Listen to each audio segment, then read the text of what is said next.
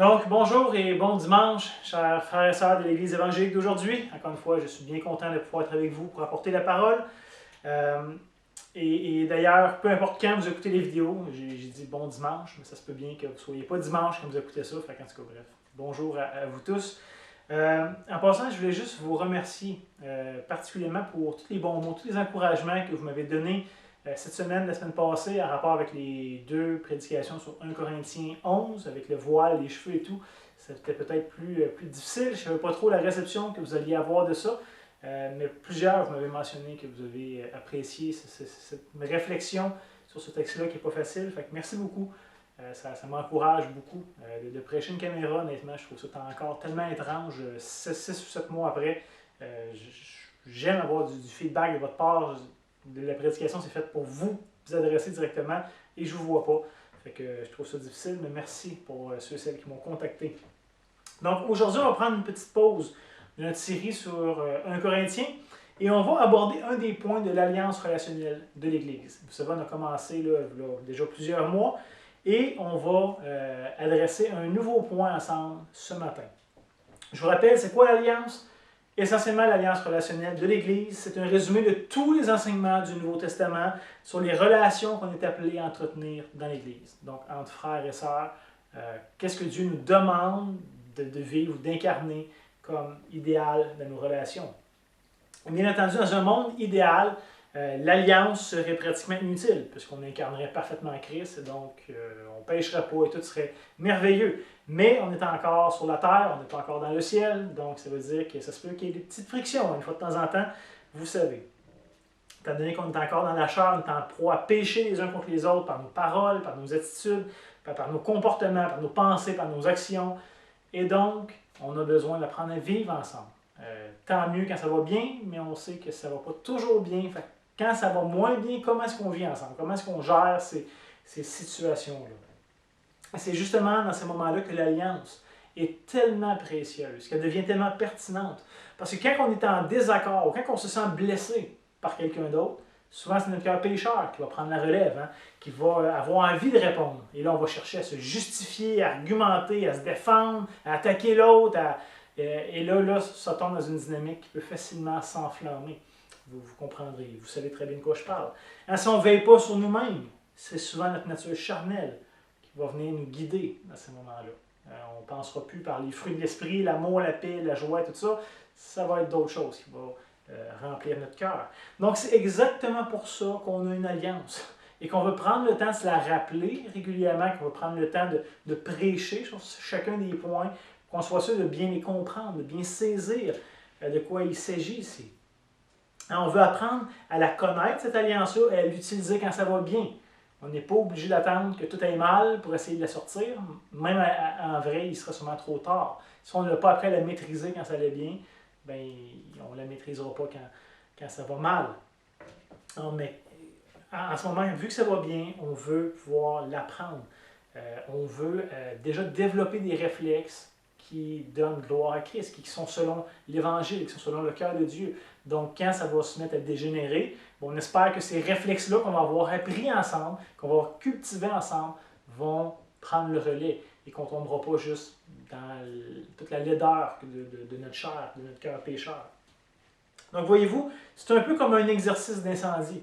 En tant qu'il n'y a pas de feu, ben, l'exercice d'incendie, ça a l'air d'être une perte de temps et ça semble un peu superflu et inutile. Mais quand il y a un feu, là, tout d'un coup, vraiment, ça peut sauver des vies. D'avoir pris le temps de se préparer, trouver les sorties de secours, etc., d'avoir un protocole, ça devient extrêmement pertinent quand il y a un feu. Mais ce n'est pas le temps de pratiquer l'exercice quand le feu arrive. Si tu ne l'as jamais fait, il est trop tard. Sauve-toi aussi vite que tu peux, puis essaie de ne pas périr. Mais si on l'a bien pratiqué, ça peut sauver des vies. J'oserais dire que l'alliance relationnelle est encore un petit peu plus intéressante que l'exercice de feu, dans le sens où l'alliance est bonne dans toutes les étapes de nos vies. Même s'il n'y a jamais de feu, et on souhaite évidemment jamais qu'il y ait de feu, mais même s'il n'y en a pas, ça nous présente l'Évangile, ça nous permet de la cultiver à nos vies, ça nous pointe vers un idéal dans les relations qu'on devrait entretenir, ça nous pointe vers l'idéal que Dieu a pour nous. Et donc, même si on n'a jamais besoin de l'utiliser dans un temps de crise, eh bien, on va quand même maturer vers la stature parfaite de Christ. Et ça, la Bible nous appelle à ça. Et ce matin, le point qu'on va justement aborder dans l'Alliance, c'est le point qui touche le pardon. Le pardon qui est un sujet extrêmement important, mais pas toujours facile, hein, comme vous savez. Et parce que je l'ai dit déjà tantôt, si on péchait jamais, ben, on n'aurait jamais besoin de se demander pardon. Fait qu'on n'aurait pas besoin d'avoir un point sur le pardon dans l'Alliance.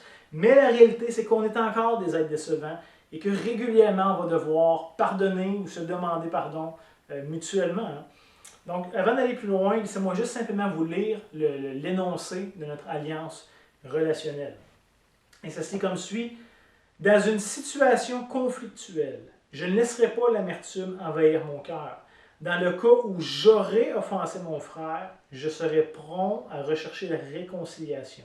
Dans le cas où je serais l'offensé, je serai ouvert à la réconciliation et à la demande de pardon.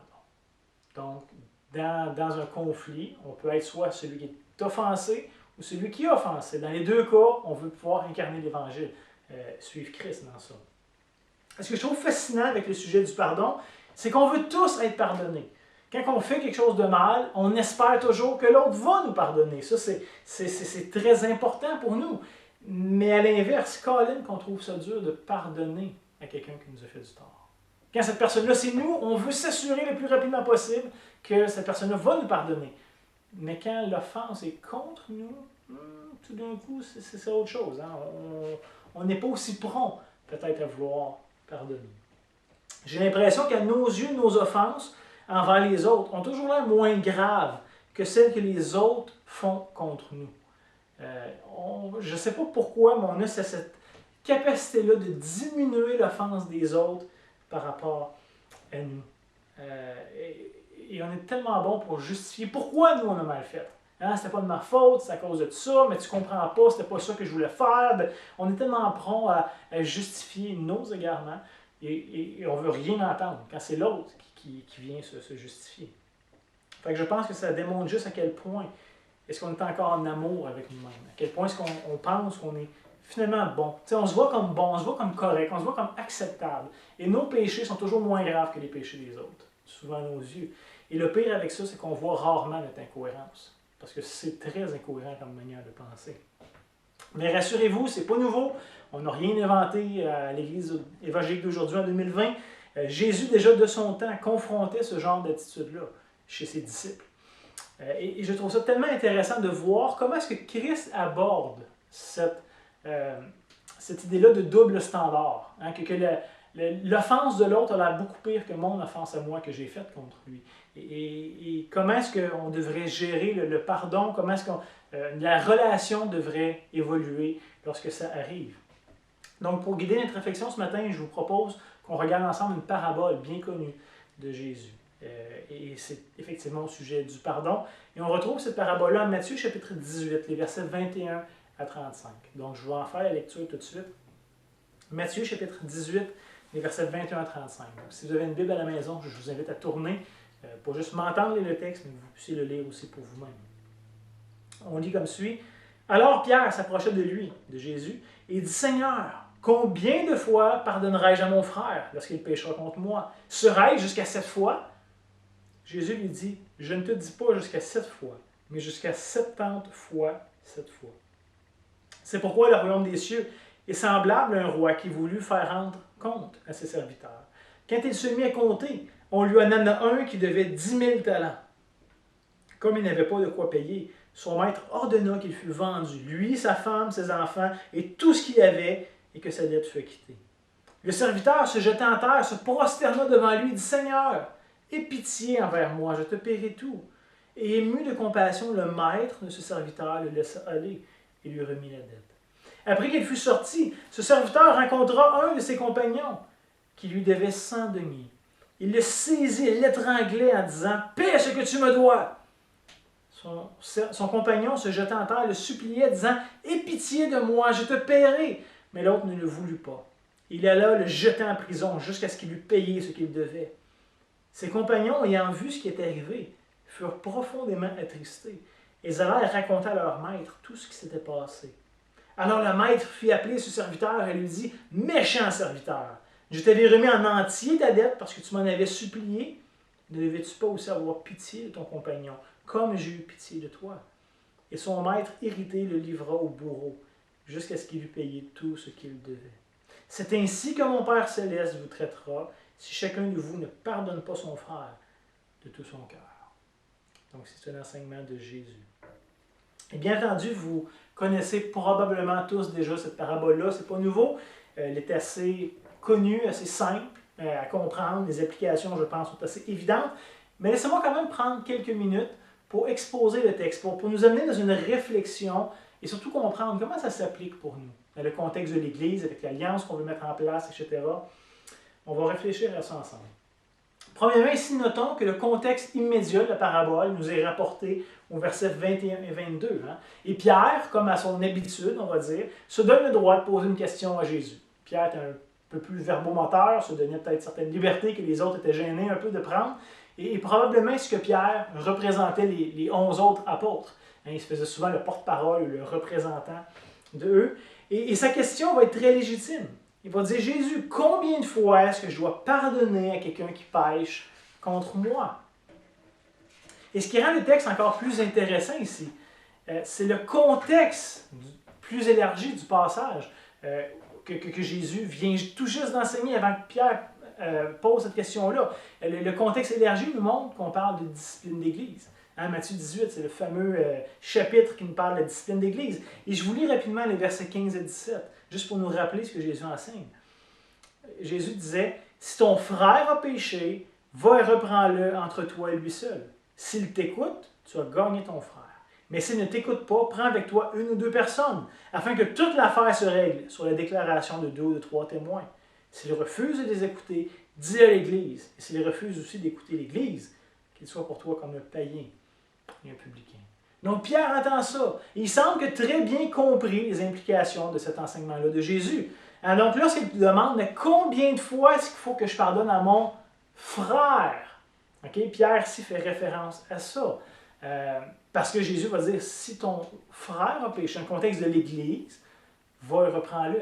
Donc Pierre, sa question, c'est pas juste si quelqu'un pêche contre moi. Non, la question c'est combien de fois dois-je pardonner à mon frère ou à ma soeur, dans le contexte de l'Église, s'il pêche contre moi?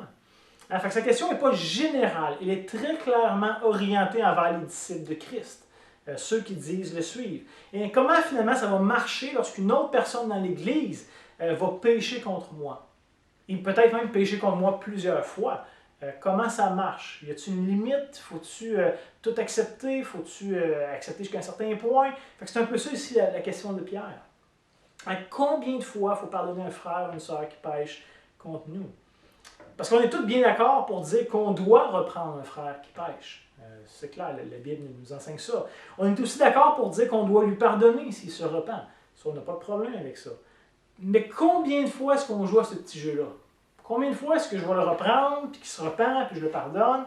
Une fois, c'est bon, 2 fois, c'est OK, 3 fois, c'est un peu beaucoup, 4 fois, on est tanné. Combien de fois qu'on joue à ça ensemble? Certainement, est-ce qu'il doit avoir une limite? Et pour Pierre, lui voyait comme 7 fois que c'était assez, que c'était une limite acceptable, que c'était assez gracieux d'avoir repris et pardonné et étiré l'élastique jusqu'à 7 fois. Et les commentateurs qui écrivent sur ce passage-là nous rappellent, ou du moins ils nous disent qu'il semble avoir une tradition rabbinique bien connue à l'époque du 1er siècle, qui disait qu'un individu devrait pardonner jusqu'à 3 fois. Donc la première fois qu'il pêche, tu pardonnes. Deuxième fois qu'il pêche, tu pardonnes. Troisième fois qu'il pêche, tu pardonnes. Quatrième fois, tu ne pardonnes plus. C'est fini, c'est assez. Et il y avait tout un argument qui avait été développé à partir du livre du prophète Amos. Je ne rentrerai pas là-dedans, je trouve ça un peu tiré par les cheveux. Mais les Juifs avaient réfléchi déjà à la question et ils avaient dit que 3 fois, c'était suffisant. Donc on ne devrait pas aller plus que ça. Donc lorsque Pierre mentionne qu'on devrait pardonner jusqu'à 7 fois, il faut réaliser, il mentionne plus que le double de la limite de l'époque. Il ne dit pas juste, OK, 3 fois 2, ça fait 6. Il en rajoute même un de plus. Fait que je pense que Pierre, dans sa tête, est en train de montrer sa bonne volonté de pardonner, même à une norme supérieure que ce qui était considéré acceptable à son époque. Donc, ça devrait être amplement suffisant cette fois. Jésus, qu'est-ce que tu en penses? Mais Jésus va aller beaucoup plus loin que Pierre dans la grâce qui devrait être faite envers un frère ou une sœur. Jésus va dire qu'on devrait pardonner 70 fois cette fois. Pour ceux qui sont vite en maths, ça fait 490 fois qu'il faudrait pardonner. Et on comprend ici que ce n'est pas un chiffre littéral. Jésus n'est pas en train de dire à la 491e fois, c'est terminé, tu ne pardonnes pas. Ce n'est pas le point du texte. Ça symbolise ici qu'on devrait pardonner plus de fois qu'on serait capable de tenir les comptes. Plus de fois que je pourrais me rappeler même qu'il a péché contre moi. Je devrais finalement toujours être prompt à pardonner. C'est ce que Jésus va enseigner ici. Et c'est exactement le sens qu'il va donner à sa parabole. Christ va nous proposer évidemment une histoire fictive. Une parabole, habituellement, c'est une histoire fictive. Il n'est pas en train de raconter un fait connu à son époque, mais il invente une histoire pour connecter ça avec la question de Pierre, pour présenter le point que Christ veut faire. Donc, il invente une histoire où un serviteur devait une immense dette à un roi. Et Jésus prend même la peine de nous mentionner le montant de la dette. Jésus ne fait pas juste dire « il devait beaucoup d'argent », il nous dit le montant. Et il dit que ce pauvre serviteur-là devait rembourser 10 000 talents, qui était une unité monétaire à l'époque. Et il faut comprendre ici, c'est une somme astronomique, une somme impensable pour quiconque vivait à cette époque-là. Même les plus grands riches n'avaient pas 10 000 talents. C'était inimaginable de posséder une somme comme ça. Alors on sait qu'au 1er siècle, un ouvrier gagnait 1 denier par jour. C'était le salaire habituel de à peu près tous les ouvriers, tous les esclaves de ce temps-là. On sait aussi qu'un talent, qui était la plus grande unité monétaire de l'époque, équivalait à environ 6 000 deniers. Okay? Donc, 6 000 deniers représentent 6 000 journées de travail, et ça faisait juste un talent. Okay? Fait qu'il faut comprendre ici que le serviteur ou l'esclave devait à son maître l'équivalent de 60 millions de jours de travail en termes de paye, en termes d'argent. Pouvez-vous imaginer 60 millions de journées de paye qu'il devait à ce roi-là? Même si ce serviteur-là vivait 100 ans et qu'il avait travaillé à tous les jours de sa vie, à partir de sa naissance jusqu'à sa mort, qu'il n'avait jamais pris une journée de congé, qu'il n'avait jamais profité de sa paye pour lui-même, pour s'acheter à manger, à boire, n'importe quoi, s'il avait travaillé tous les jours de sa vie en mettant son denier de côté, à tous les jours pendant 100 ans, il aurait quand même pu juste remettre 36 500 deniers. C'est bien insuffisant à côté des 60 millions de jours de travail qu'il aurait dû travailler. Pour rembourser sa dette, là, il aurait fallu qu'il y ait pas mal d'amis qui l'aident. J'ai calculé, il aurait fallu qu'il y ait 1644 amis ou membres de sa famille qui travaillent à chaque jour, pendant tous les jours de leur vie, pendant 100 ans. Okay? Fait qu'imagine, ta femme, depuis qu'elle est née, elle a travaillé à chaque jour pendant 100 ans, et puis elle n'a jamais utilisé son salaire, elle l'a toujours mis de côté, et elle te l'a donné. Ça prendrait 1644 personnes, toi inclus, qui auraient fait ça pendant toute ta vie pour être capable d'en arriver à payer la dette que tu devais. C'est impensable, c'est inimaginable de ce que c'était possible pour quelqu'un à cette époque-là de payer cette somme-là. Juste pour vous donner une idée de grandeur, pour qu'on puisse comparer avec nous-mêmes, ça va simplement vous faire une équivalence de ce que ça pourrait représenter comme argent aujourd'hui. J'étais voir sur le site de Statistique Canada et ils nous disent qu'un Québécois moyen, selon la statistique la plus récente que j'ai trouvée, gagne 41 000 $ par année. Okay? Fait que prenons ce salaire-là de 41 000 $ par année comme peut-être une moyenne. Maintenant, divisons 60 millions de jours par 365 pour savoir ça représente à combien d'années. Et ça représente 164 384 années de travail consécutives à tous les jours sans prendre de break. Okay? 164 384 années de travail. Maintenant, on multiplie ça par le salaire moyen d'un ouvrier, soit 41 000 $, et ça nous donne la somme de 6 739 744 000 $. Ça serait l'équivalent, plus ou moins, là, moderne, de la somme que ce pauvre homme-là devait rembourser. C'est une facture impensable, même pour la majorité des gens très riches aujourd'hui dans le monde, qui possèdent des millions, puis des millions, puis des millions. Ça serait impossible à payer. Je ne sais même pas si en vrai quelqu'un a assez d'argent pour pouvoir payer 6,7 milliards, un peu plus même que 6,7 milliards de dollars. C'est une dette faramineuse, impensable à pouvoir payer, puis encore moins par un ouvrier de l'époque. C'est évident ici que le pauvre serviteur n'était absolument pas en mesure de rembourser, ne serait-ce même qu'une fraction de la dette qu'il avait contractée envers le roi. Donc le roi, ici, en guise de punition, ne peut pas rien faire de plus. Le pauvre gars ne peut pas payer. Fait que ce qu'il décide de faire, c'est qu'il va exiger de lui ses biens et finalement sa famille et lui-même vont être jetés en prison comme châtiment, comme le fait qu'il n'a pas pu payer ou rembourser la dette qu'il devait.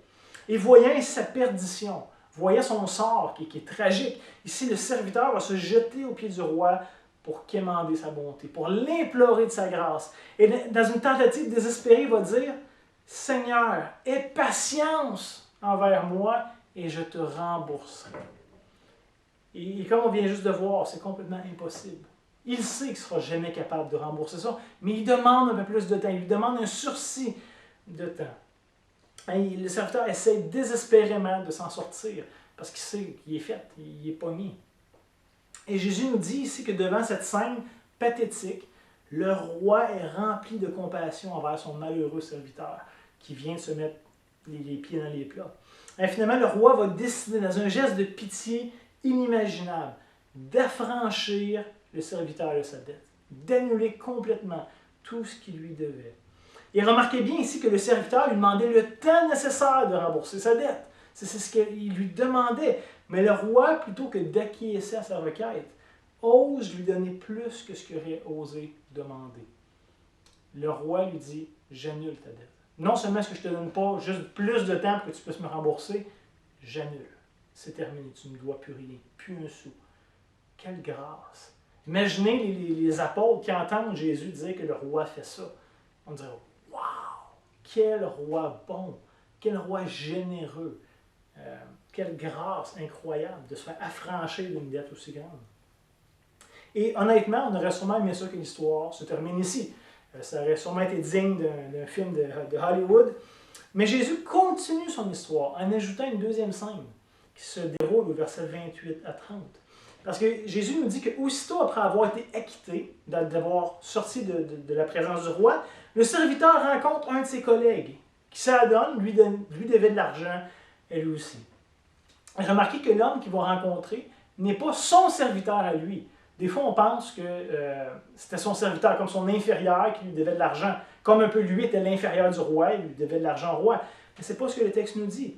Pas du tout même. Remarquez que le texte nous dit explicitement que c'est un compagnon, un autre serviteur du roi, un vis-à-vis qui lui devait de l'argent. Fait que c'est pas le roi qui est au-dessus du serviteur, qui avait lui-même un serviteur, mais c'est deux serviteurs du même roi. Hein, gardez en tête, Jésus parle ici d'une discipline dans l'Église. On est tous des vis-à-vis et on vit tous sous le regard de Dieu. C'est de ça ici qu'il est question. Et le texte nous dit qu'en voyant son compagnon, il se rappelle tout d'un coup que son compagnon lui doit 100 deniers. Si vous vous rappelez bien, j'ai dit tantôt qu'un denier représentait une journée de travail pour un ouvrier de l'époque. Des fois, on peut penser naïvement que dans la parabole de Jésus, le deuxième homme lui doit à peu près rien. T'sais, il doit juste 5 piastres, une coupe de piastres, et que finalement, il n'y a pas vraiment une grosse dette envers lui. Mais c'est pas ça que le texte nous dit. Le gars lui doit quand même 100 jours de travail. C'est une grosse dette. C'est pas quelque chose de négligeable. La réalité, c'est que si on veut convertir ça avec aujourd'hui, en se basant toujours sur le salaire moyen québécois, ça représenterait un montant d'environ 15 800 $. Donc, c'est une grosse dette. Il n'y a pas personne d'entre nous, je suis convaincu, qui dirait « bof, c'est pas grand-chose. Moi, je pourrais laisser aller 15 000 $ facile comme ça, puis je ne verrais pas de différence. » Sinon, ça reste un gros montant d'argent. Il y a quand même une dette importante envers lui. Ce n'est pas une somme banale, c'est beaucoup d'argent. Et contre toute attente, c'est le serviteur qui vient de se faire pardonner va prendre son compagnon à la gorge, va se mettre à l'étrangler, à lui faire violence. Attitude que le roi n'a pas du tout eue envers lui. D'ailleurs, hein, le roi aurait pu le faire battre ou s'imposer à lui. Le roi lui a parlé. Le roi l'a traité humainement. Lui, pas du tout. Au contraire. Le pauvre serviteur qui devait 100 deniers va tomber aux pieds de son débiteur en le suppliant de lui laisser le temps de rembourser sa dette. Il dit, je vais trouver l'argent, inquiète-toi pas, je vais te rembourser, il ne te manquera pas un sou. Et normalement, si on a bien lu le texte jusqu'à maintenant, ça devrait nous dire quelque chose. C'est exactement la même scène entre le roi et le serviteur qui devait une dette de 10 000 talents. Hein, le serviteur est tombé aux pieds du roi, le suppliant, laisse-moi un peu de temps, je vais te repayer. Dans son cas, c'était impossible qu'il ne soit jamais capable de rembourser. Dans le cas du deuxième serviteur aussi, il serait capable de rembourser. Ça lui prendrait quand même pas mal de temps, j'imagine, pour cumuler 100 jours de travail à rembourser, mais ça serait quand même possible.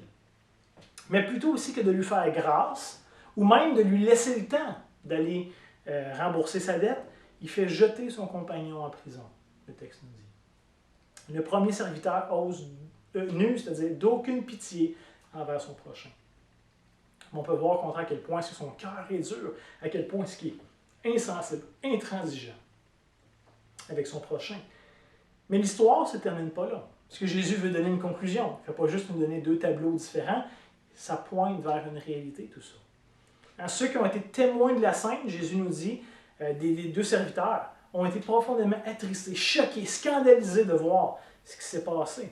Hein, de voir la dureté ou l'intransigeance du serviteur qui, pourtant lui-même, quelques instants avant, avait lui-même été gracié d'une dette importante. Donc, étant choqués ou scandalisés de ça, ils vont aller voir le roi pour lui faire part de la situation. Et donc, le roi va venir voir le premier serviteur et va lui demander des comptes sur sa conduite.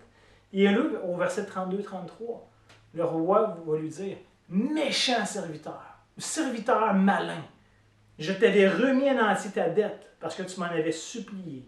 Ne devais-tu pas, toi aussi, avoir pitié de ton compagnon comme j'ai eu pitié de toi? » Hein, finalement, le roi est outragé par le manque de reconnaissance du serviteur. Hein, et le roi va le faire jeter en prison jusqu'à ce qu'il rembourse jusqu'au dernier sou, le texte nous dit.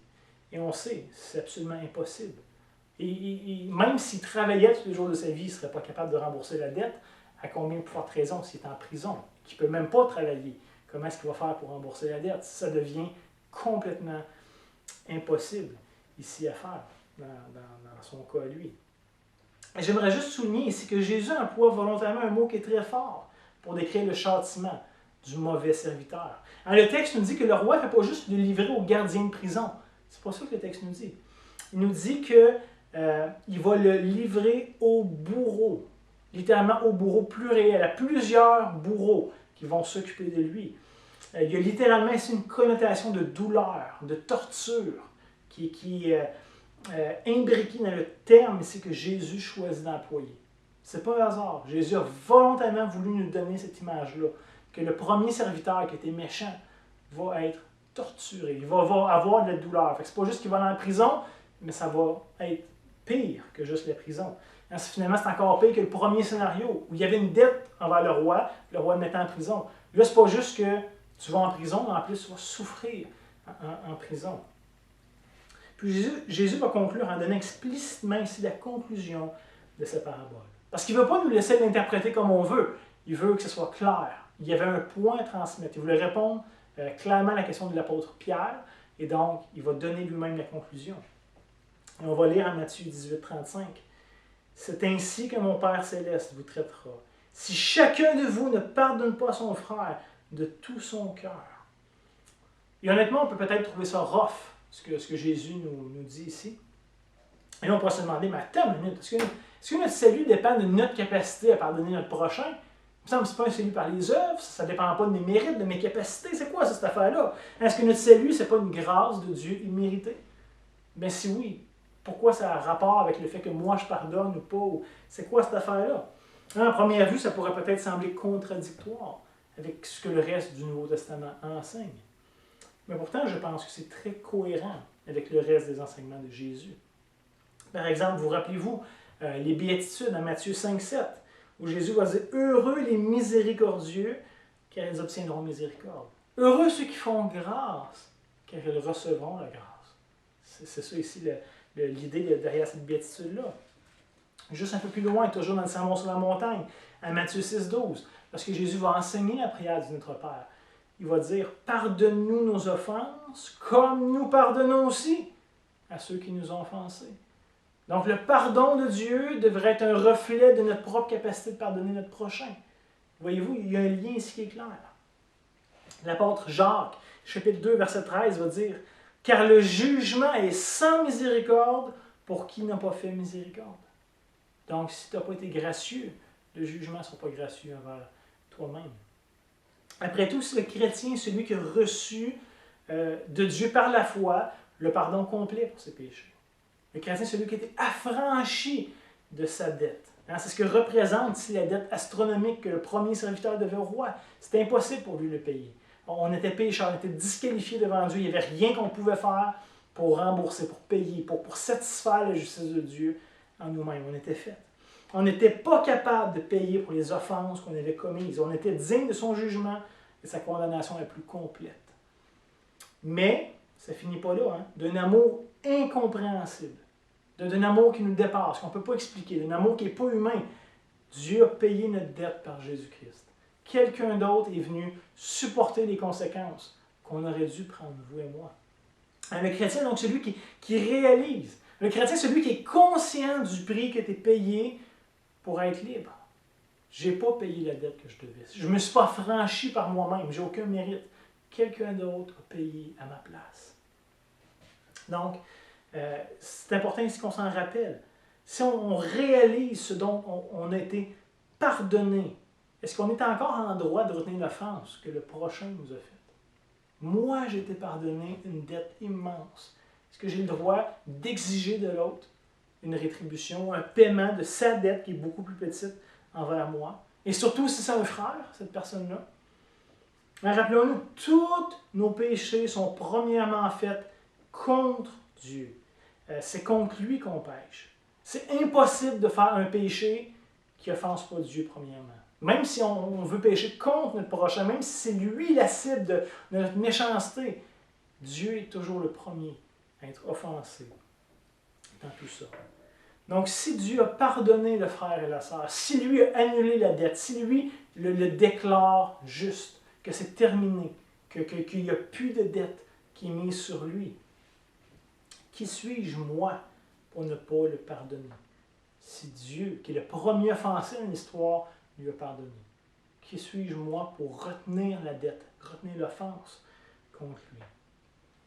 Voyez-vous un peu la logique ici?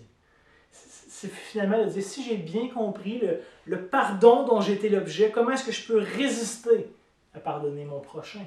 Surtout si Dieu lui a déjà pardonné en Christ.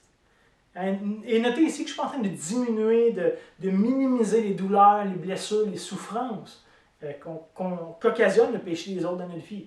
C'est vrai que ça fait mal. Des fois, c'est épouvantable ce qu'on se fait faire. Ça n'a pas d'allure. Je ne suis pas en train de dire que c'est rien et qu'on peut juste pardonner ça facilement parce que Dieu nous a déjà pardonné. Je sais qu'il y a un coût, je sais qu'il y a un prix derrière ça. Évidemment, il y a des choses qui sont extrêmement difficiles à pardonner puisque l'offense est tellement grande et ça produit une douleur tellement vive dans nos cœurs que ce n'est pas quelque chose qu'on peut traiter comme ça à la légère. Au contraire. Mais rappelez-vous aussi que le deuxième serviteur dans l'histoire de Jésus lui devait quand même plus de 15 000 $. Lui devait 100 journées de travail. C'était une grosse dette aussi. C'était pas quelque chose de banal ou de facile ou de négligeable. T'sais. Il n'y avait pas ça cash sur lui dans ses poches. C'est quand tu dois 5 piastres à quelqu'un, c'est pas payé, tu lui remets tout de suite. Quand tu lui dois presque 16 000 $, c'est une autre histoire.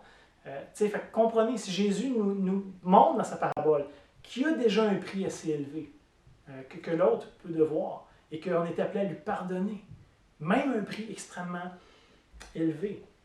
N'oubliez pas, c'est dans le contexte de la parabole, il est question de discipline d'Église, d'un frère qui va finalement pécher, et peut-être qu'il pêche régulièrement contre nous. C'est souffrant, ça. C'est pas quelque chose qu'on peut dire, bof, il n'y a rien là. Non, il y a une grosse dette. C'est difficile. Et laissez-moi simplement vous lire Éphésiens 4, 1 et 2, où Paul le sait très bien. La Bible ne se cache pas de ça, ne se voile pas, ne s'illusionne pas de ça. La Bible est très réaliste. Par exemple, au verset 1, Paul va écrire « Je vous exhorte, moi donc, le prisonnier dans le Seigneur, à marcher de manière digne de la vocation qui vous adresse. » Et Paul ne dit pas « c'est facile, vous devriez tout être capable ». Il va dire « non, en toute humilité, en douceur, avec patience, vous supportant les uns les autres. » Littéralement, le terme grec ici, c'est « vous souffrant les uns les autres ». Paul sait que ce n'est pas toujours facile de vivre les relations fraternelles dans l'Église. Paul est très au courant de ce que ça coûte. Il a souffert lui-même de la part de l'Église à bien des égards. En toute humilité avec douceur, avec patience, vous souffrant les uns les autres avec amour.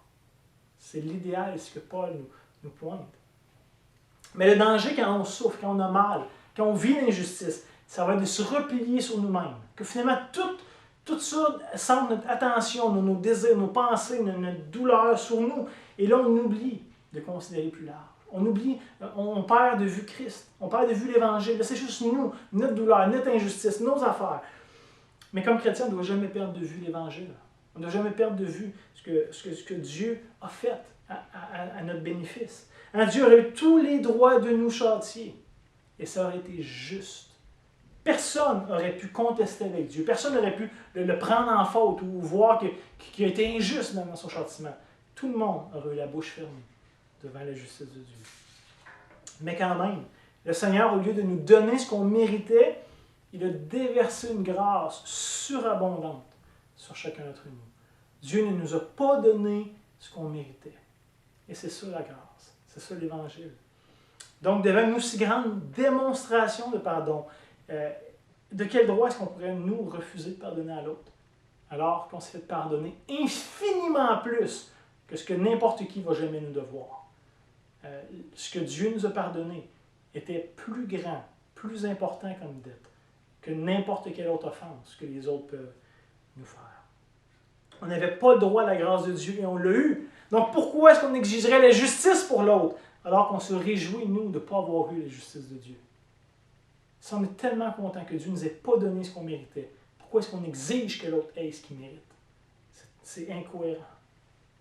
Ceci étant dit, j'aimerais juste simplement terminer avec quelques nuances, juste pour pas qu'on parte avec des mauvais concepts.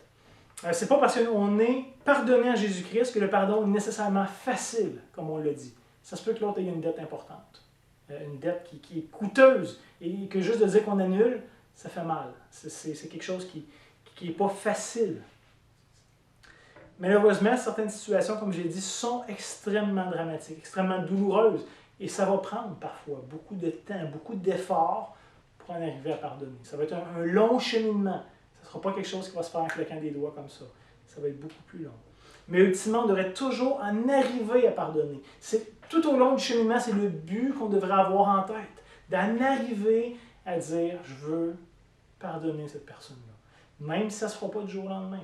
Je veux en arriver au point de dire « je t'abandonne la dette que tu as envers moi ».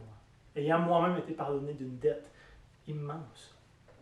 Et contrairement à ce qu'on peut penser naïvement des fois, le pardon ne veut pas dire qu'on n'a plus mal.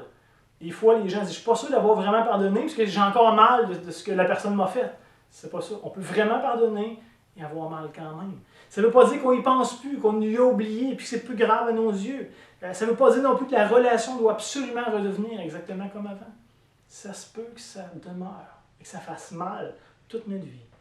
Mais le pardon implique que je libère la dette de l'autre, que je ne chercherai plus vengeance, que je ne chercherai plus justice, que je ne chercherai plus la rétribution, que je ne nourrirai pas de mauvais sentiments envers la personne qui m'a offensé, mais qu'au contraire, je vais être bien disposé à son égard. Même si je ne suis pas obligé de l'avoir tous les jours et que ce soit mon meilleur ami, je vais être bien disposé à son égard. Je vais être prêt à agir convenablement, de manière bienveillante à son égard, parce que la dette est payé, c'est annulé.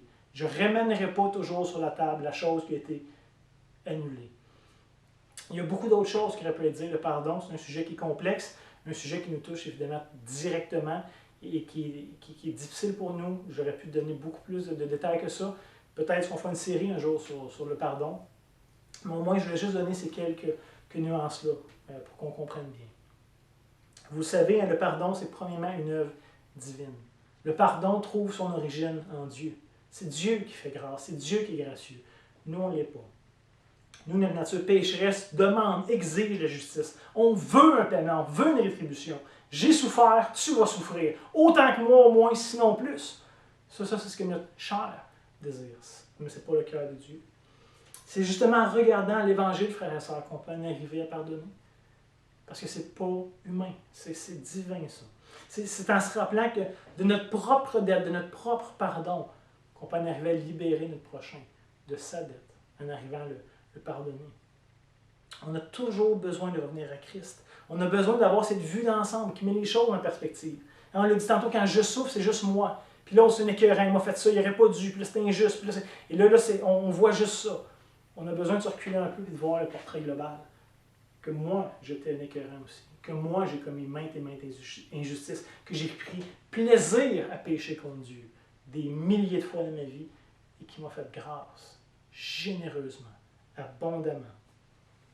Donc ici, il faut faire attention, il faut garder les choses en perspective. Ma dette était incalculable et j'étais entièrement affranchi. Donc par reconnaissance, je devrais aussi être capable de pardonner mon prochain, même s'il a une grosse dette envers moi. Reconnaissant qu'il ne pourra jamais avoir une aussi grande dette que moi-même j'avais devant Dieu. Laissez-moi vous relire l'énoncé qu'on a de l'alliance relationnelle sur le pardon. Dans une situation conflictuelle, je ne laisserai pas l'amertume envahir mon cœur. Donc c'est un choix qu'on a besoin de prendre lorsqu'on vit ce genre de situation-là. Dans le cas où j'aurais offensé mon frère, je serai prompt, je serai rapide, je serai intentionnel à rechercher la réconciliation. Et dans le cas où c'est moi qui vais avoir été offensé, je vais être ouvert à la réconciliation, à la demande de pardon. Ça, c'est l'idéal qu'on veut viser dans l'Église évangélique d'aujourd'hui. Et on sait que ce n'est pas facile, ce n'est pas évident, mais c'est bon. Dieu nous appelle à ça.